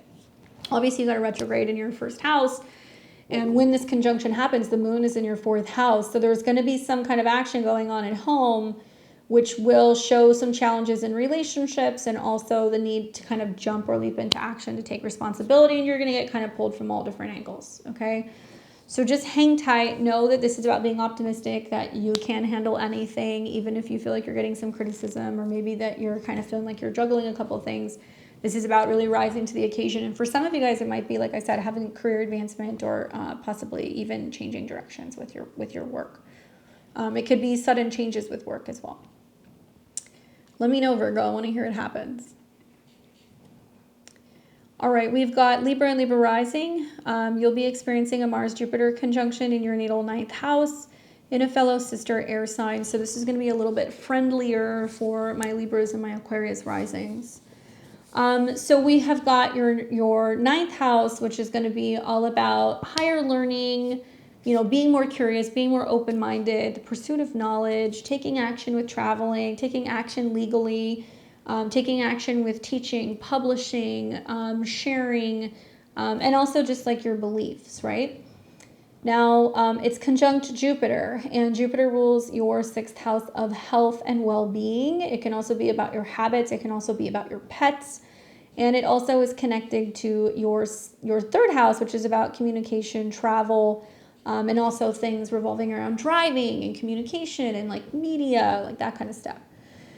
So what's interesting to me is that, I think this is really bringing up the axis of communication and learning. And the square to Saturn is basically saying that without a structured routine, without commitment and dedication, without, working on your health or your habits or making changes when it comes to your office space or your routines in general, it's not going to make it possible for you to do some of your ninth house stuff. So quite literally, it could materialize as I'm having delays with traveling because I'm sick, or I'm having delays with, working because I'm trying to go to school. So it wants you to kind of take care of your responsibilities and all those little nitty gritty things that you have to take care of before you're able to get on a plane, book a flight, go back to school. And it wants to make sure that you really know what you're doing. And sometimes when you see squares between the sixth and the ninth house, it can be an indication of like legal issues, lawsuits that can come up. So just be mindful of that, especially as the moon swings through the third house. It can be contracts and communications and like literally needing to hire somebody to help you with the interpretation of like contracts or to help you file some kind of legal documents. That's something that can kind of happen here. If you happen to have any Libra placements, 15 to 17 degrees, at least it is trining your first house. So it's kind of opening up to diplomacy and balance. Mars rules your money. It also rules relationships. So it is possible that some of the tension that's kind of coming up Libra in the next week can be about negotiating some kind of like settlement, some kind of legal document, having somebody help you kind of interpret that. And there can be opportunities for traveling with a partner, traveling somewhere and meeting someone, going somewhere to kind of have some kind of like teaching or some kind of certification workshop program. Just be mindful of your schedule and some of the scheduling changes that can kind of come up for you. Good luck. All right, we've got Scorpio and Scorpio rising. So for you, Scorpio, you're ruled by Mars. So I think Mars coming into conjunction with Jupiter is actually pretty fortuitous for you. You just got to be mindful of some of the squares. So the Jupiter-Mars conjunction in Gemini will be taking place in your natal 8th house. Now, the 8th house deals with joint resources, transformation, sexuality, trauma, healing, and kind of karmic entanglement. So in theory, having Mars going through the 8th house is not a bad transit because you're more active when it comes to sexuality, making money, investments. You're more willing to kind of make the necessary changes or transformations of the mind, right, Gemini?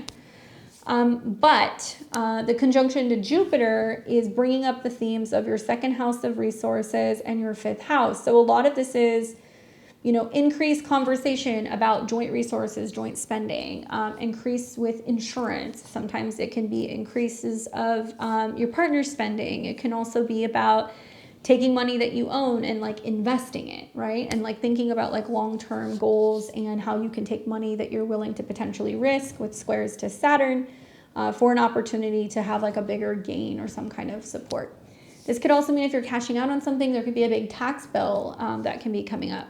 There could also be more talks revolving around the costs and the expenses of children and like how much that potentially costs you or your partner, and kind of weighing the options when it comes to making changes with your budgeting, your spending, as well as insurance. This is going to be squaring Saturn. So it's like you have a nice conjunction that says you might have money come in, you might have a nice windfall, something like that happens. But Saturn in the 5th house is saying, well, do I really want to risk it? Do I want to make that investment? Do I want to take that leap in that relationship? Do I feel comfortable, putting my creative project out there and being vulnerable and like trying to make money off of it? There can be some challenges with children and money. There can be some challenges also in kind of like deciding whether or not you want to open yourself up romantically to another person, if you want to kind of connect in a way that could be like super merging and very vulnerable. And it can also be about kind of, finances, and I think children for a lot of people, kind of figuring out if that's something they want to do. Anyway, watch for transformation and experience changes that I think are going to be changes in your growth and understanding of some of like the deeper meanings of life that's going to come up. And it's less about money, even though it looks like it's about money. It's more about happiness and what's actually going to make you happy in the long run, right? All right, good luck, Scorpio. Let me know how that goes. All right, we've got Sag and Sag rising. So for you, my Saggies, you are ruled by Jupiter. So Mars coming into conjunction with Jupiter can feel, it can feel really, really good or really, really challenging, depending on your situation. So wherever Jupiter is where you are. And Jupiter is in your 7th house this year. So it is kind of magnifying opportunities and potential for your relationship. So if you're single, it can bring more than one person in. It can bring sudden developments in your relationships. Things can happen very suddenly, and you know, the conjunction with Mars is your ruler of your 5th house, so it can feel very passionate, very romantic, very creative. It can feel like true love and just something that's like happening out of the blue, and it's like this amazing opportunity to kind of grow with another person and have support. More times with counselors, therapists, siblings. It's also about working with partnerships of all kinds. It can be about your business and something that you're kind of offering and you're kind of putting out there in your marketplace. So there's a lot of togetherness with other people, especially when it comes to creativity, children, self-expression, or having fun. Here's the stickiness. The stickiness is that, number one, when this conjunction happens, the moon is in your 1st house. So it means that you're going to have an emotional reaction to something, or that you're going to be feeling a little bit more sensitive, and it's going to oppose Mars and Jupiter. So it may feel like you're having to be apart from another person, or there is taking space from another person, or maybe you're really longing for a relationship. And Mars and Jupiter will, in this next week, come into a square with Saturn. So it basically means that you're like, yes, this relationship's growing, but I live here, they live there. You know, and so there's growing pains. Or I've met this amazing person, but I don't know if I'm ready to let go of the past, you know. And Saturn in the 4th house is home, family responsibility, heavy moods, feeling a little landlocked, and kind of for a lot of you guys, I think like rehashing past issues, past family issues, emotional issues, financial issues. And Jupiter and Mars, they want to break free, but there is a need to kind of deal with the emotions or to deal with the past before you can really move on. So for some of you guys, you haven't gotten over the past. You're still reluctant to leave a relationship. Maybe you are wanting to meet somebody new, but you don't know how to kind of like break out of your old emotional habits. And there's some kind of challenge or speed bump or limit. So I would say really pay attention to Saturn, Sag. And that may be where you're too rigid or you're too committed to kind of living in one space. And through bringing in a relationship or a partnership that can give you options and choices, and it can kind of bring some new perspectives, some fresh perspectives in, it can really help you have a lot of growth in relationships. But it's about kind of getting out of the old ways of doing things with that square to Saturn in your 4th house, right?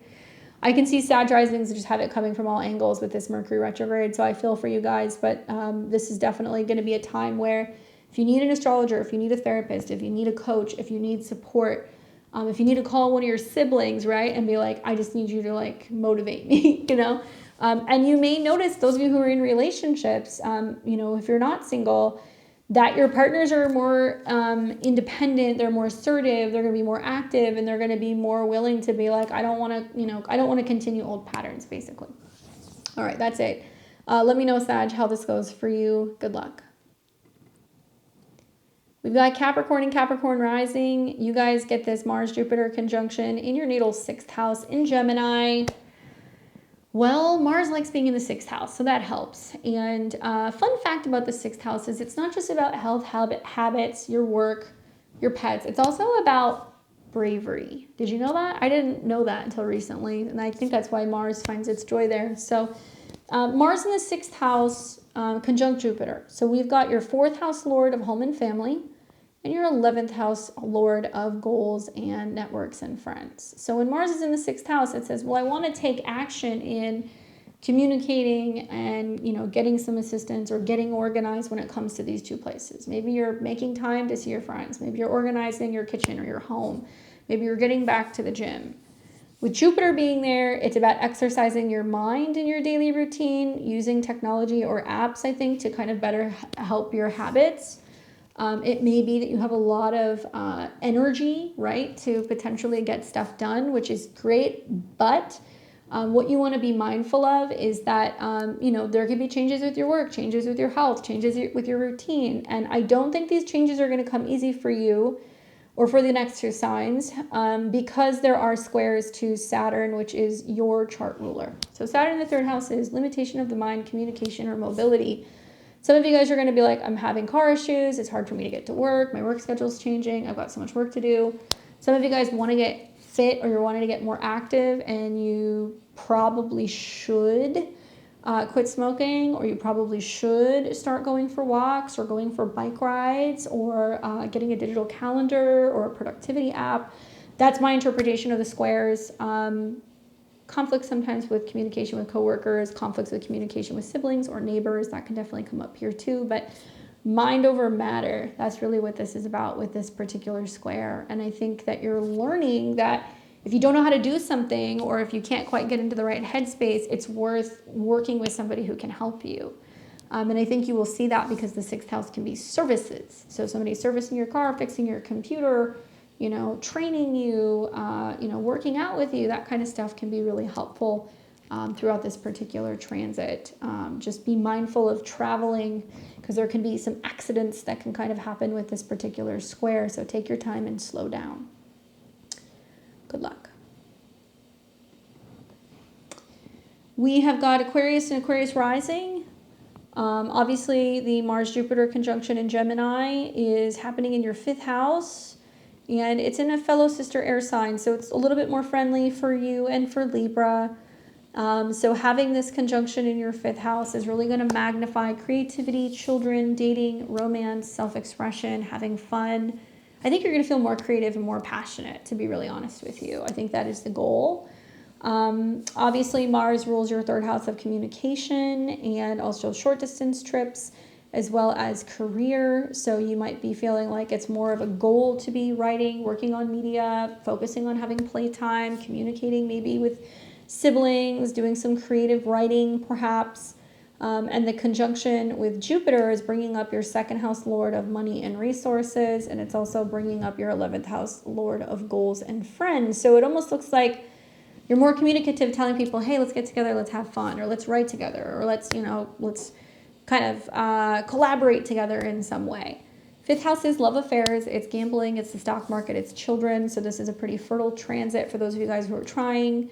Really great also for being optimistic and being willing to start taking your talents to the next level and being like, hey, I could turn this into a creative business. The challenge is that this is going to be squaring your Saturn in the second house, and Saturn's your traditional ruler. So Saturn in the second house is like, I want to have fun and do all these things, but I'm tight on cash. You could be doubting yourself. You could be having low self-esteem. You can be saying, well, it's not ready yet, or it's not time yet, or I'm not doing it perfectly. Newsflash, you don't have to spend a lot of money to have fun or to be creative. You also don't have to do something perfect in order to be enjoying yourself. It doesn't have to be something where you're monetizing what you're creating or what you're doing. I would say make it be more about creating and less about the actual outcome and what you do with it, or sell it or produce it or write it or whatever. Make it more about being in the moment. And this is great for competitiveness. This is also really good for, although the square to Saturn, I'd be a little careful, but those of you guys who are into betting on horses, Jupiter is horses. So I wonder if the Mars-Jupiter conjunction and the square to Saturn is being really specific if you want to do some gambling or some betting. But once again, don't bet anything that you can't potentially lose. But I think this is about feeling creative. And if those of you guys who are single, it's great for getting out and mingling and meeting people. It's just about having the confidence to put yourself out there and being seen by a group of other people. Good luck.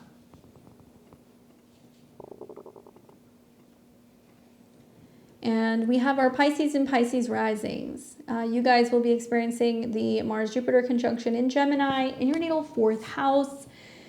Yes, I know things are loud. You got planets in angular houses. Jupiter is your traditional ruler. So having Mars and Jupiter come into conjunction does feel like your home life is kind of not as peaceful as it could be. So Jupiter in the 4th house means that maybe you're expanding your home, you're renovating, maybe you're traveling, maybe you're visiting family, and you are Jupiter, and so is your 10th house of career and responsibility. So it could be visiting with a parent or a family member. And the conjunction to Mars means that there is a lot of expanding something about your home, and it's costing money. So it could be a second house, it could be your rent going up, it could be spending money on furniture or other things. And literally actively working on moving or making changes within your home or your family. If not, it could be your roommates, it could be relatives, stuff like that. Mars rules, obviously, like I said, resources, but it also rules the 9th house of journeys, traveling. It can be about your beliefs about home and family. And truth be told, while Jupiter in the 4th house is good, whatever expansion is coming, it does look like it's going to cost money, or it's going to have to cost you some kind of like time or labor to make this thing happen. And these planets are squaring Saturn in your sign. So Pisces risings, you guys are likely going to be very critical, I think, of the change that's happening. And you might feel like you got people kind of, renovating or working in your house, and you're like, they're doing a sloppy job, or like they didn't do this correctly. Like you're going to catch all that stuff. You could be a little bit more critical of your neighbors, of your neighbors and how they're like upkeeping their properties. You could be a little bit more critical of siblings when it comes to them coming and going in and out of your house.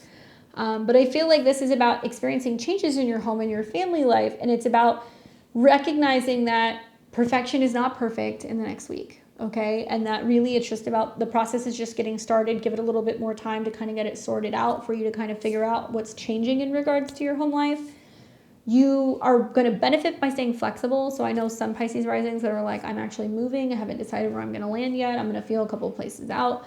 So whatever kind of dissatisfaction you may feel, give yourself credit for the fact that you're being open-minded and you're willing to make a change, or that you're being more flexible with moving stuff around the house, or, give somebody a little bit of slack when it comes to what's kind of going on in your home space. And you may feel a little grumpy, especially with some of these oppositions that are taking place in your 7th house, and just relating can feel a little bit more challenging. So it's a process what's happening now, but I promise you that if you give it a little bit more time, you're actually going to start to see this flow a little bit better. We will see some of these squares, at least between Jupiter and Saturn in your sign again later this year. So there's a process that's unfolding about trying to figure out where the best place to be is, or finally starting to see that kind of project kind of come to completion, hopefully sometime closer to the new year. Anyway, I hope that's helpful for you. And stay tuned, because we're going to have all kinds of videos that are going to be coming out, obviously, throughout the rest of the month. Make sure you check out your horoscopes for August, or the video that I did on the Jupiter-Saturn square to give you a little bit more context. Thank you guys so much for your likes, your comments, your shares, your subscription. You guys make it possible for me to be a full-time content creator. That means the world to me if you're sharing my work with other people, or if you're joining my memberships and supporting me. So leave me your comments below. Give me those thumbs up. I would love to see that. I will catch you guys back here on, let's see, we're going to be here on Tuesday. And we're going to be doing live astrology this up and coming Friday. So stay tuned and look for that link in the community tab. Thank you so much for joining me today, and I will catch you guys all back here next time. And check out the links. I'll definitely post my my video list for you guys if you want some music to listen to get you through some of these Mars, Jupiter, Saturn squares. All right, enjoy your week. Take care. I'll see you all soon.